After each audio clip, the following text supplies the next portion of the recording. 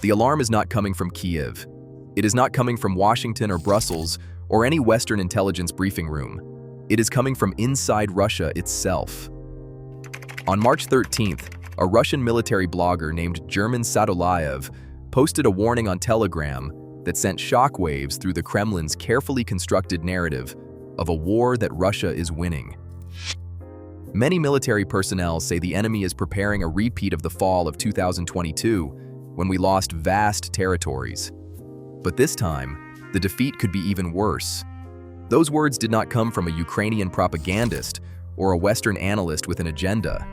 They came from a man embedded in the Russian military information ecosystem, a man whose audience is Russian soldiers, Russian commanders, and the Russian officials who read these posts precisely because they contain truths that state media will never broadcast. And the truth Zaporizhzhia was describing is this: Ukraine is on the verge of a breakthrough so comprehensive, so strategically layered, and so technologically advanced that even Russia's own military community cannot find a way to dismiss it.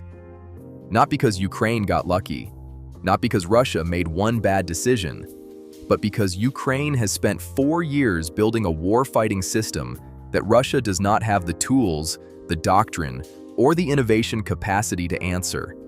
And that system is now operating at a scale that is collapsing Russian front lines in real time. Since the beginning of February, Ukraine has liberated 435 square kilometers of territory and counting.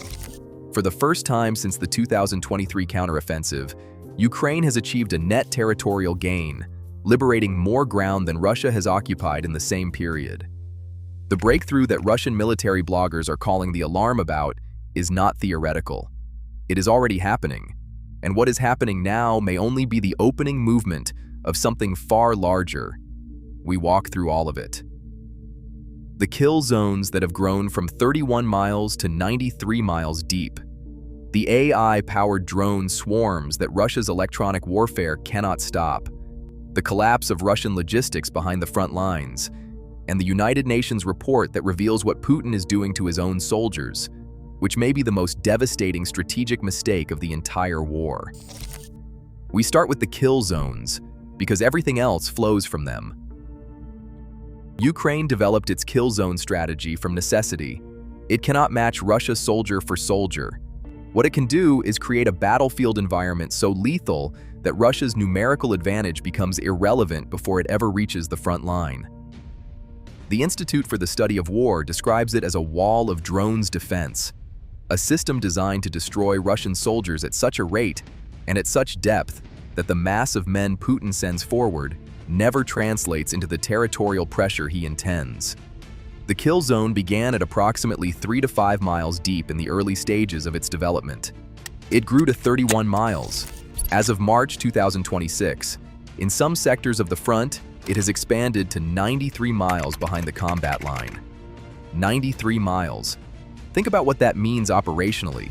Any Russian ammunition depot, command center, drone operator headquarters, logistics hub, or troop concentration within 93 miles of the front line is now inside a zone where Ukrainian strike drones can find it, track it, and destroy it. The supply lines that feed Russian forward positions pass through this zone. The rotation convoys that bring fresh soldiers to replace the dead pass through this zone. The evacuation routes that wounded soldiers depend on to survive pass through this zone. Zaporizhzhia described the consequence directly. The enemy is isolating the front lines and the entire combat zone. There is no logistics. Delivering supplies, evacuating the wounded, and carrying out rotations, all of these are mortally dangerous tasks. In many areas, after the isolation, drone strikes begin, followed by a counterattack. The enemy is recapturing its positions. This is not a description of a defensive strategy. It is a description of a systematic method for collapsing Russian military cohesion from the rear forward, starving the front of everything it needs to function while simultaneously striking it from above, and then sending ground forces through the resulting vacuum. Russia attempted to respond to this strategy with infiltration tactics. Beginning in 2025, Russian command started inserting small units of 2 to 5 soldiers into Ukrainian territory through gaps in defensive lines. The theory was that these infiltrators would hold a position, await reinforcements that would push through the same gap, and establish footholds that could be expanded. It worked for a period. What it could not survive was a kill zone that expanded to cover the territory those reinforcements had to cross to reach the infiltrators. The backup units now face 93 miles of ground, saturated with drones to traverse before they can reach the soldiers waiting for them. Most of the backup dies in the kill zone. The infiltrators wait. Then Ukrainian search and destroy units find them. The strategy that produced tactical gains in 2025 has become a mechanism for feeding Russian soldiers into kill zones from which they cannot return and cannot be rescued. One unnamed Ukrainian soldier described the effect to the Telegraph with a clarity that no military briefing could improve upon. The drones are constantly watching, constantly striking. It slows them down, it breaks their rhythm, and it gives us the space to control the battlefield without sending men to die. That sentence is the summary of how Ukraine is winning this war. Not by matching Russia's mass, by using technology to make Russia's mass irrelevant. The technology doing this work is evolving faster than Russia can track it. Zaporizhzhia described the pace of Ukrainian innovation with something close to despair in his Telegram post. The enemy has once again gained superiority in the lower skies. Their drones have become more numerous, and their quality has changed again. Many drones are using fiber optics. Radio drones have changed frequencies and are using mother drones. Our electronic warfare is not helping, and even our drone detectors are not signaling. The enemy is flying in flocks of several hundred drones, in swarms, and is using artificial intelligence. That last phrase deserves to sit alone. Artificial intelligence. Russia's electronic warfare capability has been one of its most effective tools against Ukrainian drones throughout this war. The principle is straightforward. Sever the connection between a drone and the cloud infrastructure coordinating its flight, and the drone loses its targeting. It flies off course. It crashes.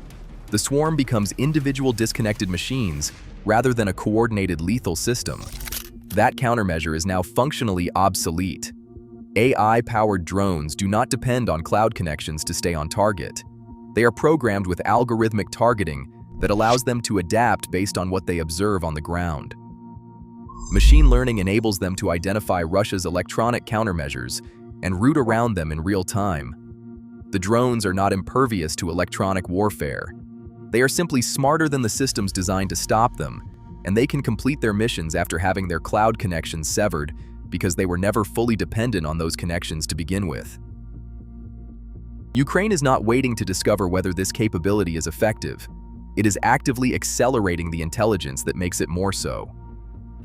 On March 12th, Ukraine's Defense Minister Mikhailo Fedorov announced that Ukraine has begun providing drone videos and battlefield data to the companies developing its unmanned systems, feeding real combat outcomes into the machine learning models that guide the next generation of weapons. In modern warfare, we must defeat Russia in every technological cycle. Artificial intelligence is one of the key areas of this competition. The future of warfare lies in autonomous systems.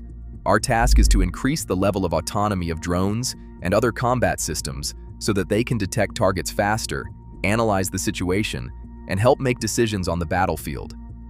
Ukraine has hundreds of thousands of recorded drone strikes, successful and failed, against Russian positions. Every piece of that footage is training data.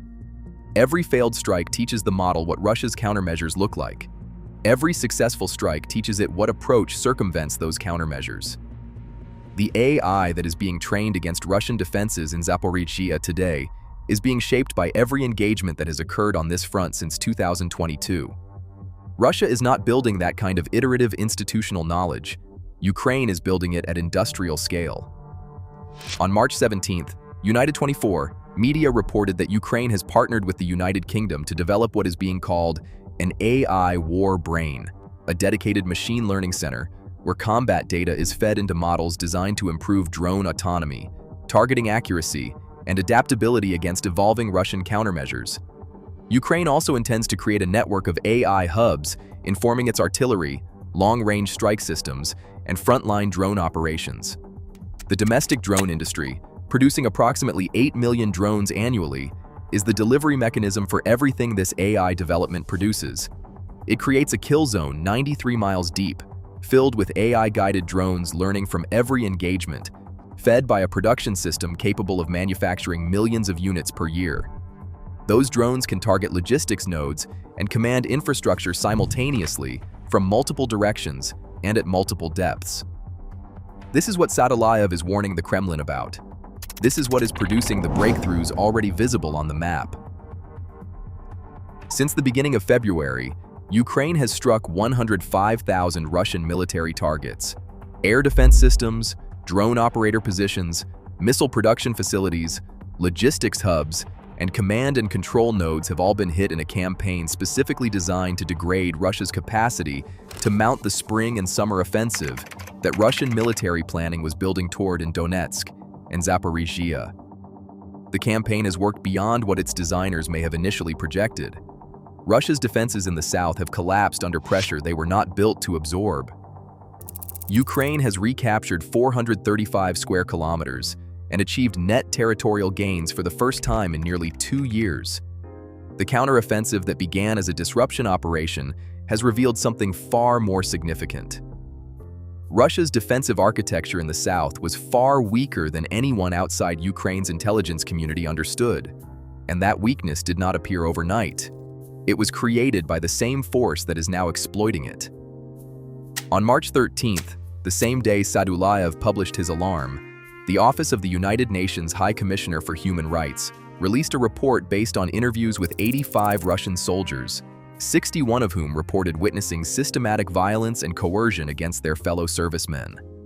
The testimonies described military commanders arbitrarily imposing and tolerating extreme violence against soldiers as punishment for refusing to participate in operations that meant almost certain death, or for withdrawing from the front line, even when withdrawal was justified by injury, lack of ammunition, or absence of food and water. Soldiers who refused to charge into Ukraine's kill zones were shot on the spot by their own commanders. Those who survived execution faced mock executions or injuries inflicted as punishment, ranging from severe beatings to being shot in and around the legs. One soldier reported that his commander had left the beaten corpse of a punished soldier at the entrance to their building as a visual warning to the others about the consequences of disobedience. Ukraine's military intelligence added a detail that reveals the full horror of what service in Putin's army has become. Russian commanders are reportedly ordering their subordinates to sever the heads of fallen comrades as a method of identifying the dead, because in the conditions that Russia's soldiers are operating in, it is easier to carry a head than to carry a body. That is what it means to serve in Putin's army in 2026. You are ordered into a kill zone where AI-guided drone swarms are waiting for you, with no cloud connection to sever and no countermeasure that will stop them. If you refuse, your commander shoots you or stages your execution as a lesson to the soldiers watching. If you go forward and die, as almost everyone who crosses that ground does, your body may be desecrated by the comrades who survive you. And the men responsible for ordering all of this are doing so under pressure from a command structure that requires them to report a stable situation that does not actually exist, and to sign documents that are far from reality. This is not the psychology of an army that can mount a spring offensive. This is the psychology of an institution that has turned its violence inward, because the violence it directs outward is no longer producing results. When commanders cannot advance, they punish the soldiers beneath them for failing to advance. When those soldiers die in kill zones, the bodies are processed with the same contempt that characterized their lives. Brutality is the symptom of a military that has lost the ability to solve its problems through competence and is solving them through terror instead. And terror, as every military historian from Sun Tzu forward has understood, produces soldiers who are looking for the first opportunity to surrender, desert, or die in a way that takes the minimum number of their comrades with them. The breakthrough that Zaporizhzhia is warning about is therefore not simply a function of Ukrainian technological superiority, though that superiority is real and accelerating. It is equally a function of what Russia has done to its own army. an institution that beats and executes soldiers for refusing suicidal orders, that desecrates its own dead, that sends men with 5 days of training into 93-mile kill zones full of AI-guided drones, is an institution consuming itself from within. Ukraine does not need to destroy that institution. It needs to apply enough pressure that the institution's internal contradictions complete the destruction on their own. Pressure is being applied. 1,710 Russian soldiers were killed or wounded in the 24 hours leading up to March 18th alone. That figure was confirmed by Ukrinform, and it represents a single day in a war where the daily death toll has averaged over 1,000 for months. The counteroffensive in the south is producing net territorial gains. The AI-powered drone swarms are becoming more capable with every engagement. The kill zones are expanding from 93 miles and will continue to expand as Ukraine scales up its production to 8 million drones annually. And the Russian army is responding to all of this by shooting its own soldiers for hesitating before walking into a kill zone. The alarm ringing in the Kremlin right now is not the alarm of a military facing a difficult tactical situation that can be managed with reinforcements and adjusted doctrine. It is the alarm of a military establishment confronting the possibility that the war it has been fighting for 4 years has produced a battlefield reality from which there is no exit.